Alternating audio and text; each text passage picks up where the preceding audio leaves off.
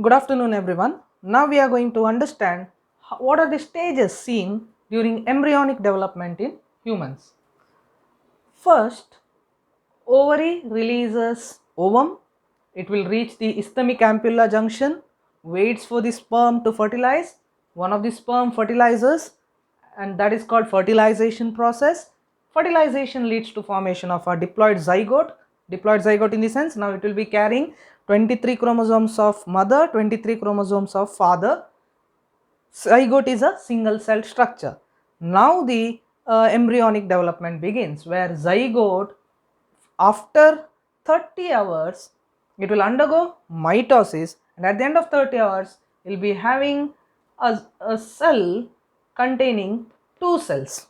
Zygote will be getting converted into two celled structure. Those cells are called blastomere, and it is a unique kind of division where cells won't get separated after mitosis. Instead they are held together, and that's why it is called cleavage. So after zygote undergoes cleavage to form two-celled blastomere. After 60 hours, further mitotic division will occur, cleavage will occur, two-celled blastomere will form four-celled blastomere, and at this stage, less than four-celled blastomere, sometimes what happens is cells get separated. When cells get separated, two embryos are formed. They develop into two fetus, which are exactly similar because of the genetic composition. Those are called twins or monozygotic twins. Then what is dizygotic twins? Dizygotic twins refers to ovary. There are two ovaries. Each ovary will be releasing egg. One month, one egg from one ovary. Another month, another egg from another ovary. So they will be producing in an order, but sometimes there will be a mistake whereby both eggs are produced within the same ovary in a same given time period. That means two eggs will be there, two fertilization will occur, two embryos will be formed that will develop into two fetus. Those may not resemble each other because of different genetic composition. Then what are Siamese? Before four-celled stage, if cleavage has occurred and they are about to separate from each other those cells, but if they are held at one particular point, then both will grow into two individuals, but they are held at one point, and that is called Siamese. Okay. Four-celled blastomere after 72 hours will again undergo cleavage to form 8-celled blastomere. Then they develop into 16-celled embryo, and this is an important stage. The 16-celled embryo looks like mulberry fruit. Mulberry fruit is called morula. So this stage is morula, 8 to 16-celled stage. After morula formation, now the blastulation process begins. What is blastulation process? Now look at here, fertilization has occurred. Further 2-celled, 4-celled, 8-celled, 16-celled, all those events have occurred. Now morula is here. In the uterus, when the morula is present, consider this is the uterine region. Morula absorbs uterine fluid. Uterine wall will be secreting lots of glycogen and other fluids that will be absorbed. As a result, when the morula absorbs fluid, some cells will be pushed to one side. Also, these cells align themselves into two layers. Outer single layer called trophoblast, inner mass of cells, cell mass, leaving behind a cavity called blastocele, which will be due to absorption of uterine fluid. And the structure having single layered trophoblast containing mass of cells inside are called blastula. Process is blastulation. Outside still the membrane exists, that is zona pellucida layer. It is not degenerated till now. Next what happens is blastula is formed.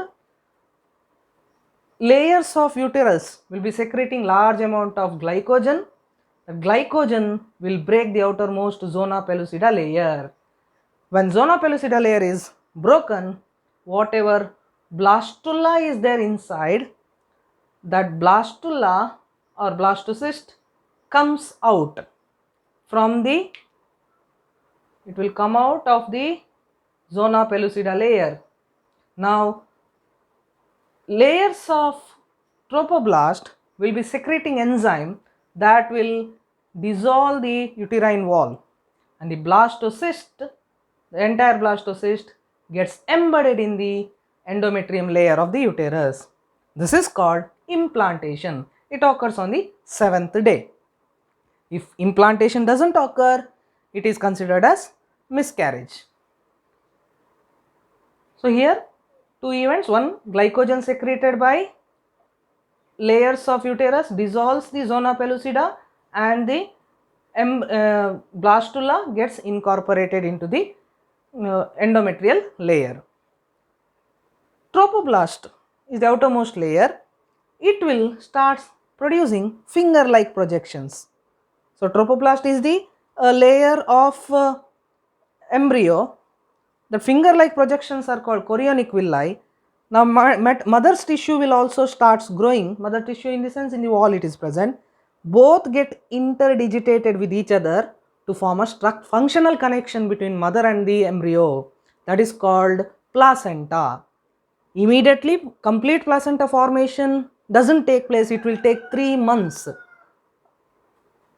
Apart from that, trophoblast layer present in the wall of the uterus. In the beginning itself, it will start secreting an hormone called HCG, human chorionic gonadotrophin. What is the role of HCG? Now inside ovary, there will be presence of corpus luteum. The corpus luteum is required for production of estrogen and progesterone, a pregnancy hormone. As per menstrual cycle, after 14th day, progesterone estrogen level keeps on decreasing. So corpus luteum may get degenerated. To prevent that, HCG is secreted by trophoblast, saying that corpus luteum should be maintained for at least 3 months. So HCG maintains the corpus luteum so that more and more estrogen and progesterone secreted for first 3 months until the placental connection is completely formed.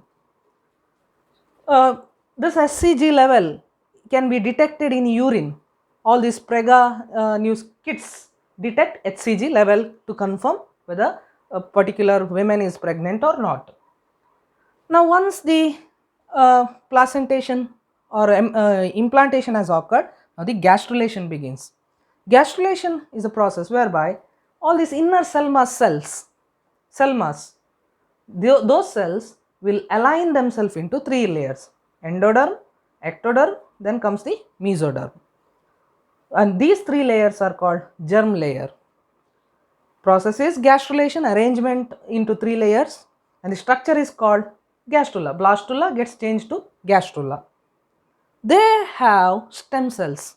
Stem cell in the sense the cell will be having the potential to give rise to any organ. Ectoderm can give rise to, example, skin, nerve, hair. Mesoderm, gonads, heart. Endoderm, skeleton. And that process of giving rise to all these organs are called organogenesis. And at the end of 3rd month, there will be formation of a fetus. Look at the fetus. This is how the human fetus looks like. After fetal formation, then there is a functional connection between mother and the child, and that connection which is used to supply the nutrients, it is called umbilical cord. This is a fetus. Now growth continues because all those organs should be formed. It will take time. In humans it will take 9 months of time. That is called gestation period. Gestation period in human is 9, but when it comes to tiger it is 16. 16 months of time is required. When it comes to elephant, 24 months of time is required. So humans 9 months. After 9 months, when the fully mature fetus is ready, then there will be delivery of the fetus occurs. That is called parturition. Once parturition is over, mother through her mammary gland start to produce a nutritious colostrum or a milk to nourish the growing newly born child. That period is called lactation period. So these are the overall events I have represented which occurs in humans during embryonic development. I hope you have liked it. Thank you for watching.